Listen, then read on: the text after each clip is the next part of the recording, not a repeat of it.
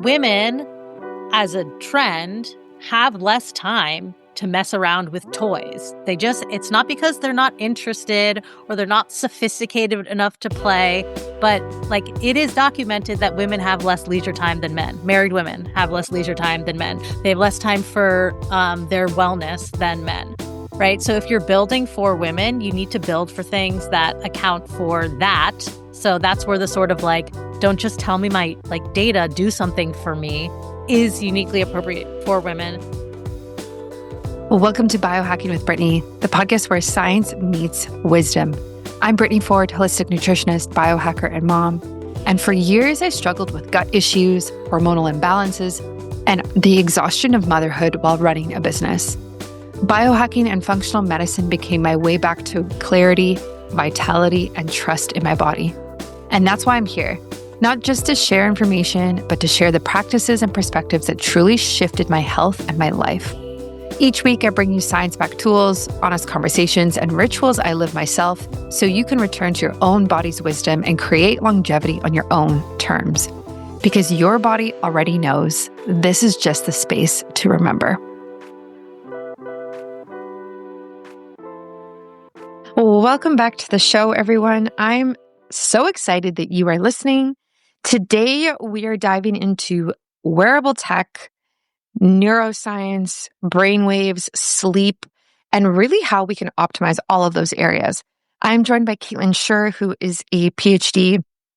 She's a technologist and a writer specializing in health and wellness. And she really takes a look at this from a very unique standpoint as she develops products that transform deep tech and biomedical research into engaging user experiences. She works for a company called NextSense, and their mission is to help people live with more energy, joy, and purpose by addressing one of the most fundamental aspects of well-being, sleep. So they have these earbuds that are so cool. You put them in your ear, you wear them overnight, and they actually track your brain waves. So we talk about this, we talk about EEGs, we talk about brain signals, and really how we can take this type of data and do something with it and make healthier choices. Wearables are becoming so next level. It's actually so inspiring to see. So if you're somebody who is interested in this in terms of like stress management, hormonal shifts, insomnia, you can really look at your brain waves to understand why that's happening, which is so, so cool. We talk about bridging technology and biology in this episode. And I just also love talking to women in this space because we're really shifting from biohacking being like bro science to female-centered, ethical, lifestyle-aligned innovation. And I love that. If you want to check out NextSense, I strongly suggest you do. You can order it right now. Pre-orders are getting shipped in Q4 of this year, and you have to have an iPhone for it to operate. And they're just really cool. I cannot wait to get my hands on them and to give it a go and to assess my brainwaves. I'm so curious, especially postpartum, with my sleep being what it is. Sometimes my baby doesn't sleep, sometimes he does. How does that impact my brain functioning and how I'm able to show up the next day? I'm so curious. So love seeing stuff like this. And before we get started, a shout out to Calo Curb. You know I love Calo Curb. If you're looking for a holistic, natural, root cause way of reducing your weight or weight management, Calo Curb is the way to go. My mom takes this. So it is an all-natural herbal supplement that basically works very similarly to Ozempic, but in a much more natural, gentle way. So Ozempic suppresses your appetite hormones 24/7, whereas this, you take it a couple hours before your meal, and then it suppresses it for those few hours, and then it comes back. And so you actually have the natural rhythm, more of a natural rhythm to the hormonal shift that happens when you eat and satiety and feeling hungry and all of those things. My mom takes this. She loves this. She actually texted me last week saying she now fits into size 10 pants, and she's so excited because it's been a long time since she's been able to do that. And I'm just so happy for her. She's obsessed. And she said to me, she's like, I'm running out. I need to order more. And I was like, Mom, I got you. I'll get you some. So check out Calo Curb. If you are on a weight management or weight loss journey, but you don't want to do something like Ozempic because you don't want the side effects, Curb doesn't have any side effects. Doesn't have any side effects when you take it or when you come off. So it's sustainable long term, and I love that. The New Zealand government actually poured, forget how many millions, but like millions of dollars into this company to really help them fight their obesity crisis that they're dealing with. So really suggest this, or if you know somebody in your family who could be on something like this, really suggest it. Essentially, you take the supplement a couple hours before you have dinner or a meal, and then you're just not as hungry. So you naturally just eat less when you're at that meal, and that's how it works. And a shout out to my retreat. This is a women's health optimization retreat that is happening in Costa Rica, March 2nd to 7th. So many of you are DMing me about this on Instagram, and that makes my heart so happy. It's going to be so transformational. We're really going to connect deep to your body, deep into your body. I just can't wait to do all the cool things like the cacao ceremony. There's IVs, the spa, like all that stuff is amazing. But I'm also just so excited to connect with all of you and be able to just really support you on your health journey. Costa Rica is incredible. If you've never been, it is so healing. Like the moment you step off the plane, actually, like you can feel it in the country. That's why I chose it. It's like very special in that way. And our retreat is actually on a crystal quartz mountain. I know it sounds like a dream because it is. I have a few spots left if you want to join me. I would absolutely love that. I have some friends coming. I have a couple of groups of girls coming who are sharing a room, which is cool too. There's single occupancy and there's double occupancy. Double occupancy for one room is cheaper. You can do that. It's all on my website. Go check it out or send me a message on Instagram. I would absolutely love to have you. Spots are filling up really quick. I will see you in March in Costa Rica and enjoy this episode. I will catch you on Friday for another one. Hello and welcome back to the show, everybody. I am thrilled. Today, we are diving into neuroscience in a very new way, a very innovative way. And joining me, I have Caitlin Shore, who is a PhD. She's a technologist and a writer specializing in health and wellness innovation. And she works for a company called NextSense. So this is such a cool company. I don't even want to get into the product yet. I first want to dive into you and your background. Why, for you personally, was focusing on the brain something that you were really drawn to? Yeah, so I've been into the brain for a while. I studied neuroscience as an undergrad, but I will say before discovering neuroscience, I was not a science person, and I'm sure I'm always careful to say that because I think a lot of people, especially kids growing up, who are not immediately interested in math and science, will be like, "That's not for me," and then maybe don't pursue that path. And I just took a neuroscience course as part of a science requirement in college, and I got really enchanted by the brain. And for me, it's how could you not, what could be more interesting? It's literally the substance that makes you you and governs everything that you think and feel and all that stuff. So I really fell in love with neuroscience, and that was kind of my gateway drug to science as a whole. Um, and in particular, I think because I was so infatuated with learning about all this stuff I'd never known before about the brain, I immediately was also super interested in telling other people about it. So, telling my friends, "Hey, did you know that these chemicals do this, that, and the other thing?" And so pretty early on, I started doing science communication, even in college, doing science writing for the school paper, and post-college got into science communication, science journalism. And again, just because I think it's so inherently interesting, and there's a way in which, yes, it's science, but it's also ultimately understanding ourselves and each other. So I think this really cool intersection of, molecular biology to society. And that's, I think, been the sort of through line of my career, is trying to connect things that are happening in a lab to everyday life. And so that's how I initially got into science communication, and then later got into wearable technologies, health and wellness technology, because I think it's really that layer of taking biology and data and trying to put it in people's hands in ways that can make their day-to-day lives better.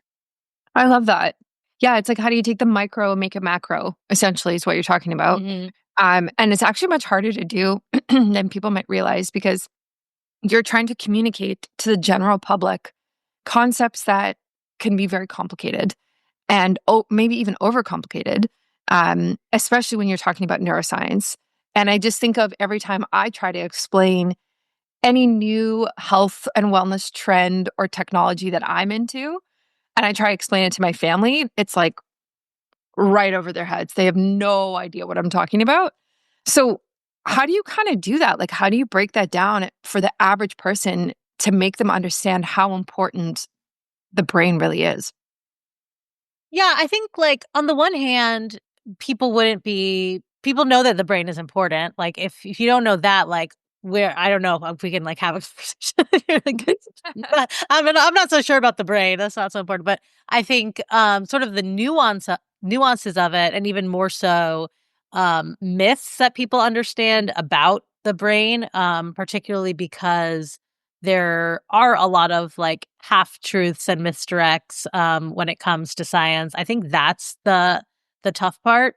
And the way that I always think about it is really two things. One, don't try to explain too much at once. So if you can communicate one new thing to someone in a conversation, that's huge. So don't Yeah. start trying to, like, layer, like, this and that. Like, the other stuff can be for another conversation.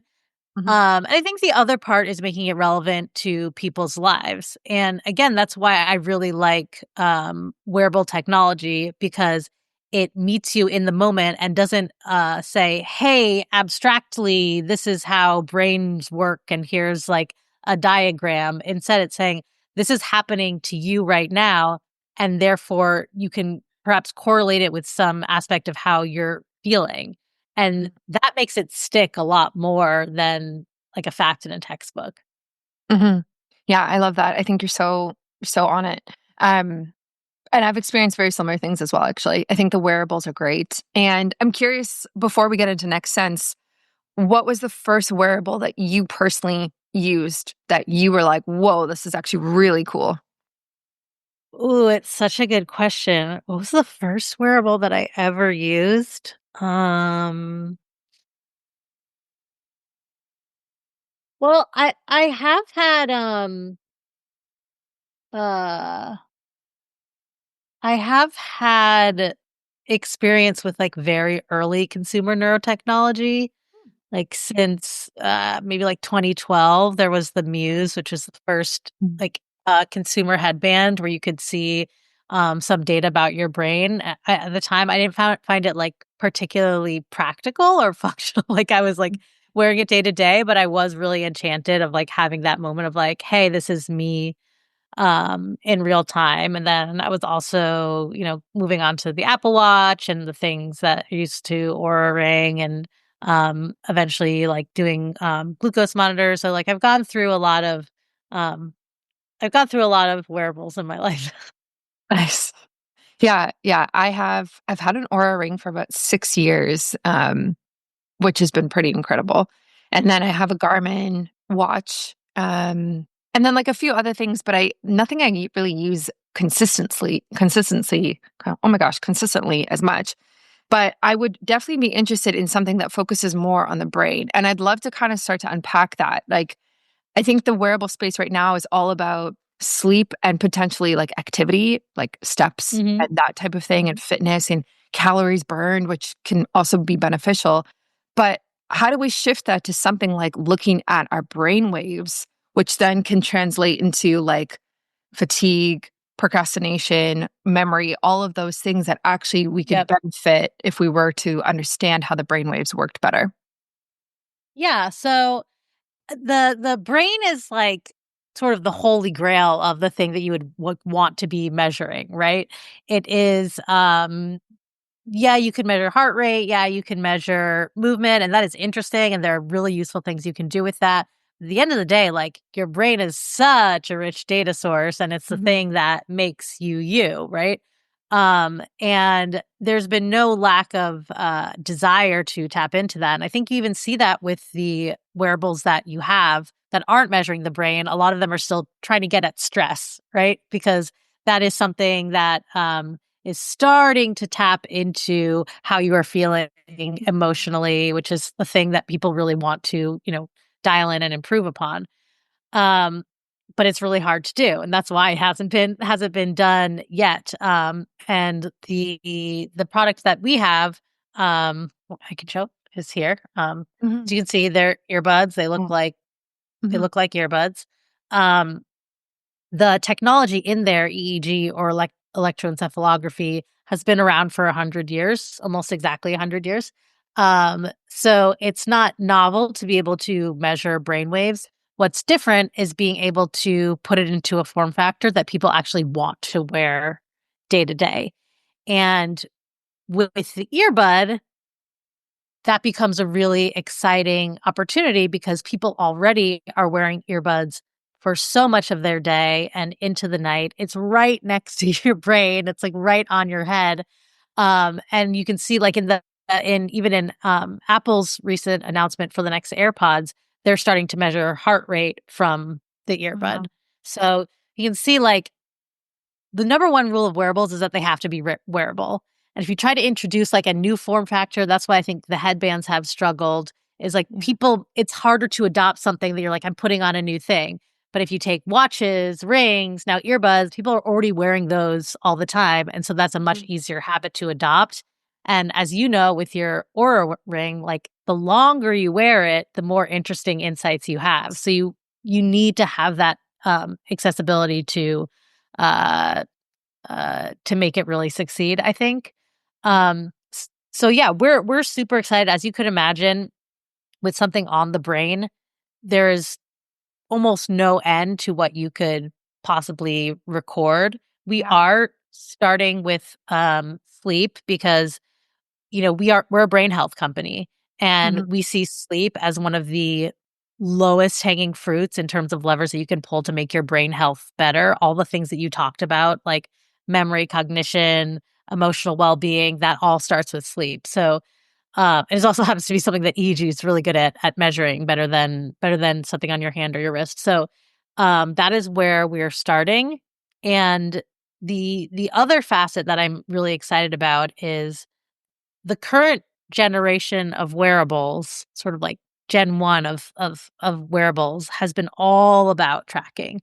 And I think there's been this excitement like, "Oh my god, we can measure stuff about people's bodies in a consumer setting. That's great." And so then the companies just like dump all this data about you and they're like, "Aren't you excited? And now go change something about your life." And sometimes you do. But I think the link that's missing is that uh most wearables today aren't actually doing anything to help you improve in the moment. They're just giving you the data. Um, and so the other thing that is really exciting about the earbud form factor is that what do earbuds do? They play audio. And Huh. people already use audio day to day to modulate their brain. They might not call it that, but like if you're using music to help you get in the zone at a workout or to study harder or to relax, like that is music modulating your brain. And since we're already using audio every day to modulate our brain in various ways. But with our earbuds, since we're not just playing audio, but we're also recording, we can use that audio more strategically to get you into that mental state that you want to be in. So, for the case of sleep, we use a phenomenon called slow wave enhancement or pink noise stimulation, which essentially plays certain sound frequencies during sleep to nudge your brain frequencies and make that sleep more restorative. But of course, we also have ambitions to use a similar approach to use audio to help you focus, to help you relax. Again, things that people already do, just making it more Mhm. effective as we can see the brain's response. This episode is brought to you by Optimize Her, my women's biohacking retreat in Costa Rica, happening March 2nd to 7th, 2026. I am so excited, guys. This isn't just another yoga retreat. It's a 5-night, 6-day, science-backed health optimization woven into feminine restoration, designed specifically for women's bodies. We'll dive into functional medicine and longevity tools, experience healing sessions like sound baths and cacao ceremonies, and recalibrate with daily movement, spa rituals, and farm to table meals that support hormones, gut health, and vitality. It's not about fixing, it's about clearing the noise so you can actually tune into your body again. If you're ready for deep restoration and transformation, you can explore all the details in the show notes, and I would absolutely love to see you in Costa Rica. Nice. Yeah, no, that's a really good point, and it's something that the other wearables obviously don't have because they don't have that like audio element to them, which I think is very interesting. I'm a question I know my audience is going to ask, and what I was thinking is, what is the role of Bluetooth with this? Like, does Bluetooth have to be on the entire time? And what does that mean for EMF exposure to the brain? Yeah, so Bluetooth is on. Like with any earbud, like any wireless earbud uses Bluetooth. We do have a playback mode where there are some audio tracks like stored directly on the earbud itself so that you wouldn't necessarily have to be running from your phone the whole night if you want to just stream those on bud sounds. But the brainwave processing is also on the phone.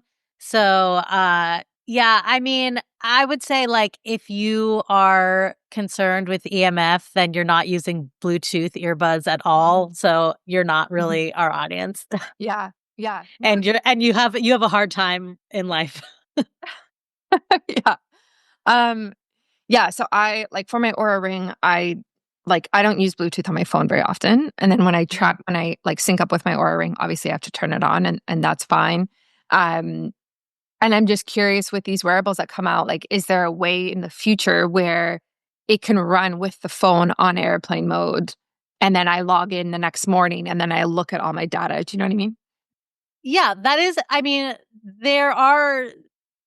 I think you will see more of those options moving forward, just because the ability to compute on the edge. So essentially, like running more of the processing power on the device itself rather than the phone. Like that technology is getting better, so you can do it like in a smaller chips, less batteries, and that's definitely coming.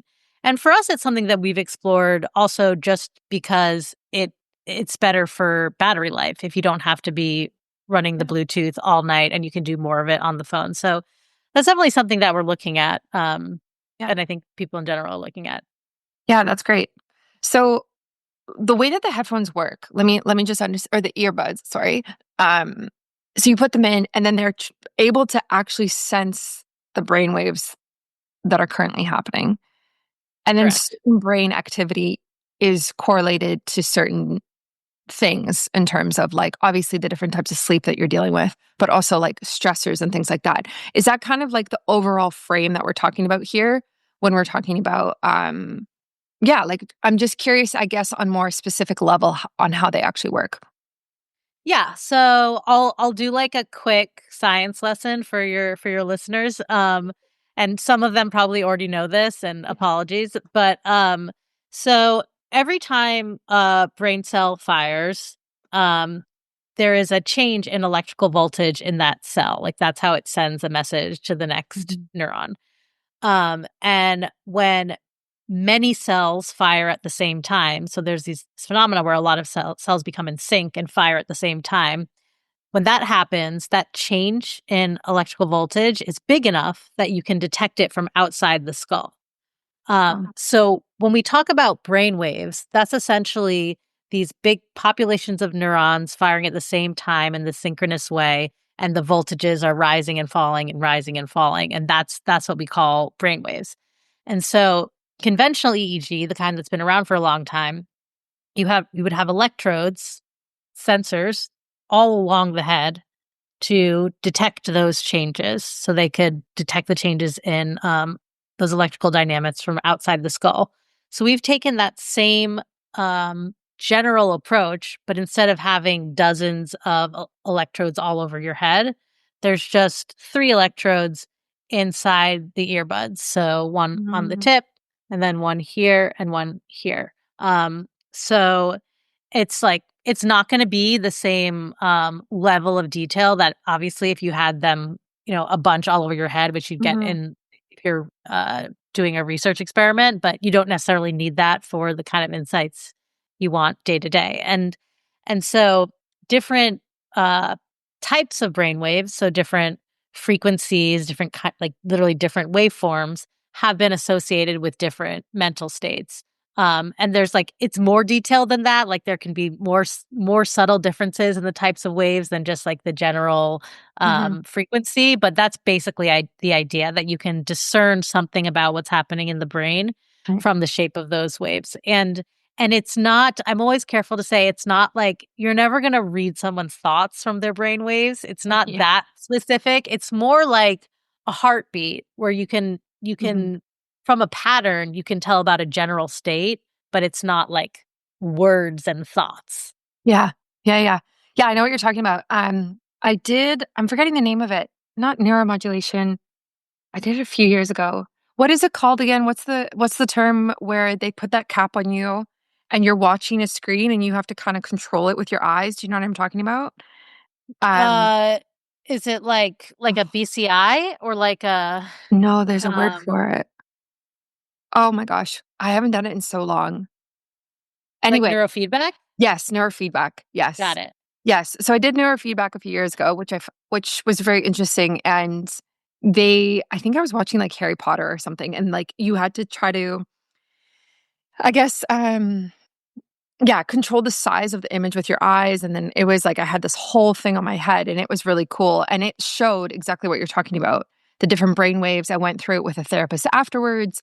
And he was like, this is like the stress that you're feeling, and like this might be going on, your sleep, anxiety, whatever else might be happening. And it was really helpful. And I only went once, and he works with people like over time. But I think the cool thing about what you guys are doing is like you're actually bringing this to the consumer so that you don't have to go in and sit in a clinic and have your brain analyzed. Now, obviously, it might be more specific, but this is so much easier and faster and quicker in Yeah. order to get results, which I love. Yeah, absolutely. And I think that's the thing of wearables generally. It's like, hey, no one's saying that like there isn't still value in going to a clinic for certain things. But what you get is the accessibility. It's day to day. It's you living your life. Even think about like a sleep study, right? When you go to get a sleep study in a lab, they're also using EEG. They do have more electrodes. But Yeah. how representative of that of your actual sleep is it going to be if you're like sleeping in a weird lab hooked up to all these wires? Like that's not Mhm. necessarily that realistic. And then the other benefit, kind of as I was mentioning earlier, is you get a different kind of data when it's over weeks, months, and years that you're never going to be in a study Yeah. for that long, like day after day, night after night. So yeah, Interesting. I wonder if there's any implication of this or application of this for women's health specifically in kind of what you're seeing, whether it's like fertility, pregnancy, postpartum, or even when women are going through perimenopause and menopause. Like, would having this type of data over time be somehow useful in those different unique states? absolutely. I mean, of course, like with all like hormone based life transitions, sleep is a huge thing, right? So like Yeah. having something that can help identify trends and like what is affecting your sleep and actively improve your sleep is huge. But the other thing that like I talk a lot about and I care a lot about is not just addressing women's health and wellness needs because female biology is different, but also because the like social challenges that women face are unique and people aren't building for those things. So if you think about like a lot of tools in the wearable space that are like these big data dashboards and like wanting you to like run like N of one experiments uh and it's like very almost like academic or like for playing. It's like for men, like men playing. um whereas like women as a trend have less time to mess around with toys. It's not because they're not interested or they're not sophisticated enough to play, but like it is documented that women have less leisure time than men. Married women have less leisure time than men. They have less time for their wellness than men, right? So if you're building for women, you need to build for things that account for that. So that's where the sort of like, don't just tell me my like data, do something for me, I think is uniquely appropriate for women. And also all of the most sleep issues disproportionately affect women, not sleep apnea, but pretty much everything else. Wow. Women are more likely to be getting up in the night to help with the kid, not at my house, but at a lot of houses. And women are more likely to be a caretaker for like older generations. So all those things, I think about that a lot. Like building for women does not just mean making sure that we track menstruation. It means thinking about like the social determinants of Yeah. health that uniquely affects women. I love that. I I love that. I actually was talking about that on Instagram the other day of like women's health is not just hormones. We tend to have that narrative of like equating that and that's it. It's Yeah. like men also have hormones, like surprise, you know, Yeah. but there's so much more to it. And it's actually like the circumstances. Like I was up with my kid 4 times last night. Oof. So like what would my earbuds say? Yeah. They would Yeah. say, And that's when it becomes like, is the best thing for you in that moment to tell you, like, hey, Brittany, your sleep was terrible last night? Or is it like, here's an audio track that helps you fall back asleep quickly when there are multiple wake ups, you know? let's be real. Weight loss is on everyone's mind right now. Ozempic and other injectables are everywhere. But what if there was a way to support your body's natural appetite control without these drugs, needles, or side effects? And that's exactly what Calo Curb does. It's 100% plant based supplement that helps activate your body's satiety signals. So you actually feel full sooner, snack less, and naturally support weight loss. It's like giving your body a reset button. So instead of fighting cravings all day, you actually feel like you're in control again. And here's the best part, it's simple, safe, and sustainable. For me, Calo Curb has been such a game changer in calming my appetite when I have used it, and also just helping me trust my body again.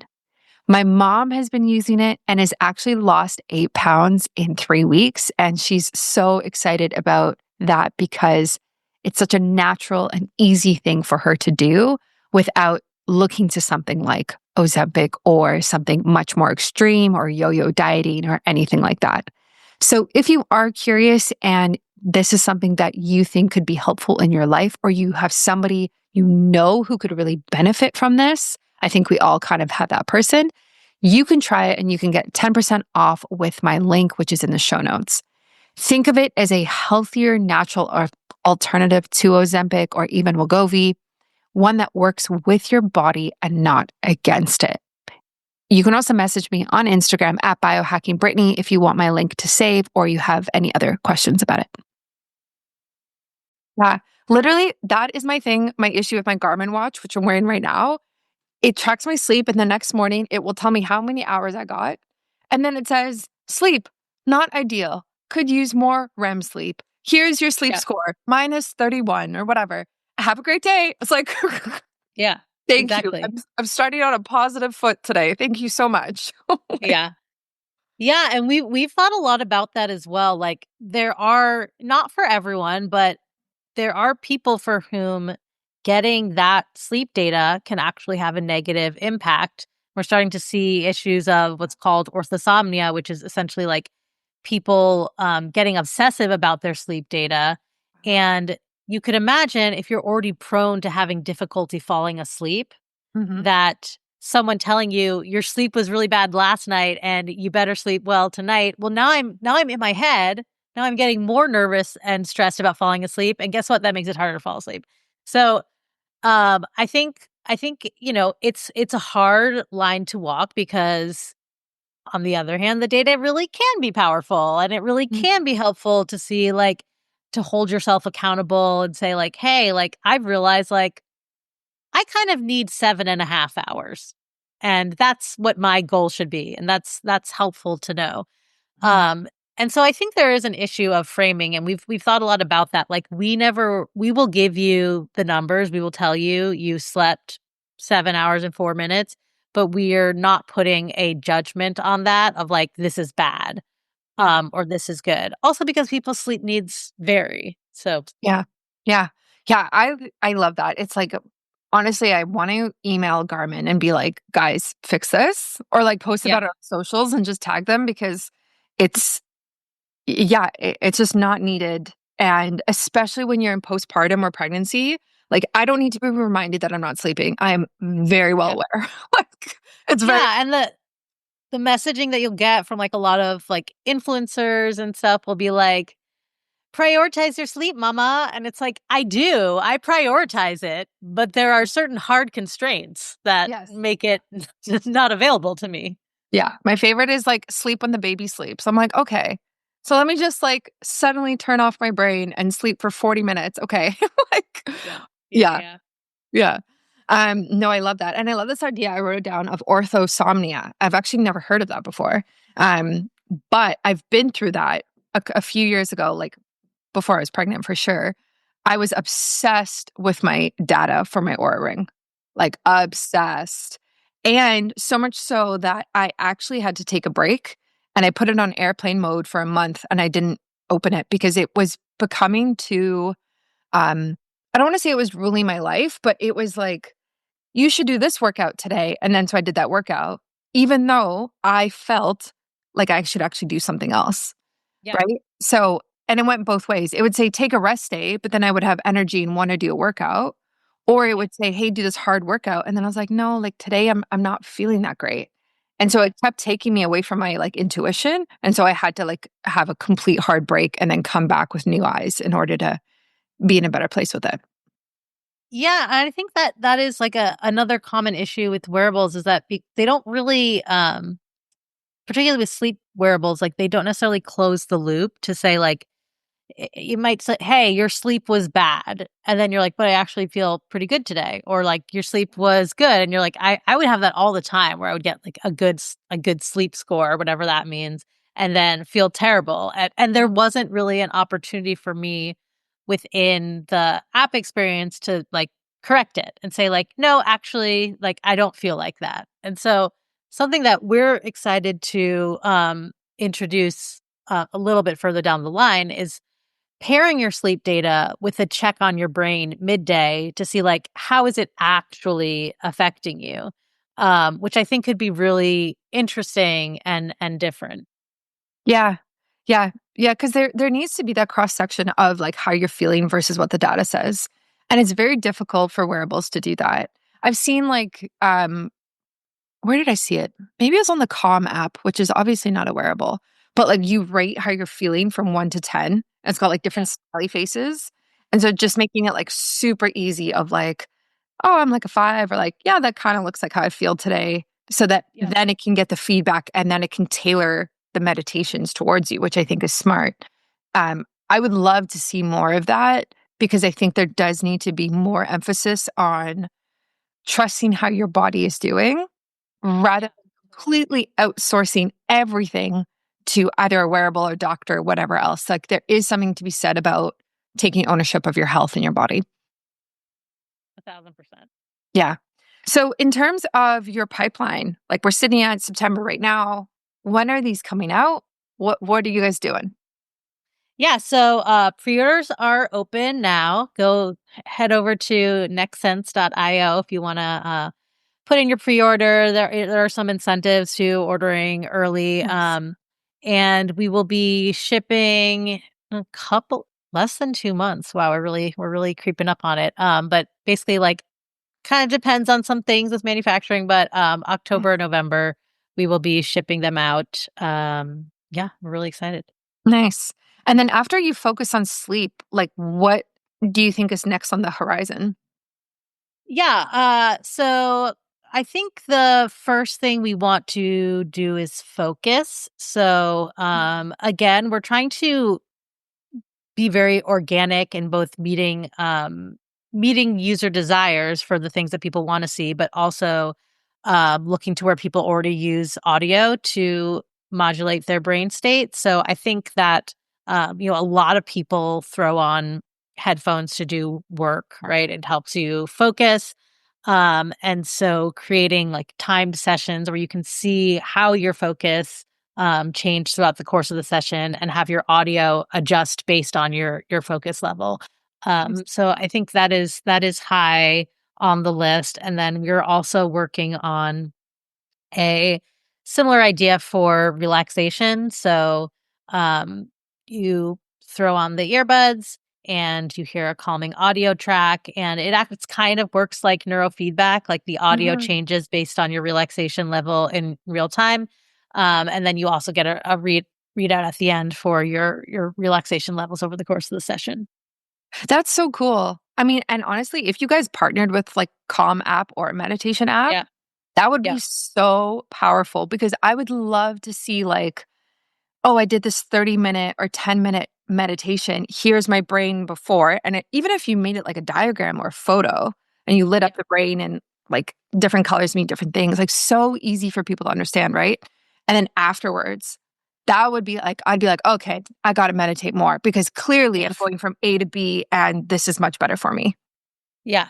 That's definitely something that we have thought Yeah. about. Yeah. My last question I meant to ask earlier is, what do you think about binaural beats? Yeah, so binaural beats, there's sort of disagreements in the scientific community about them. A lot of people, like real users, swear by them for achieving various mental states, and it's a similar thing that we're trying to do, right? Using audio to affect your brain state. But there's also lots of studies that say like, no, that's not really any more effective than other sounds. So I think, it could be a situation, which we have certainly seen, where there are responders and non-responders, which literally just means is a fancy way of saying it works for some people. Yeah. And so like to that, I say like, they're certainly not harmful. If it works for you, it works for you. And that's kind of how it is. And that's what's so interesting and I think could be powerful about our earbuds is that you can actually see what works for you. So like I listen to Agatha Christie to fall asleep. That works for me. I don't know why that helps me fall asleep, but I'm not out here saying like this is this is something that everybody should do. Yeah. It's just what works for me. And I think, response to audio, whether it's music or binaural beats or stories, it's like extremely personal. Yeah. Yeah. I love that. Yeah. I've used them before, like when I work, and I find it great.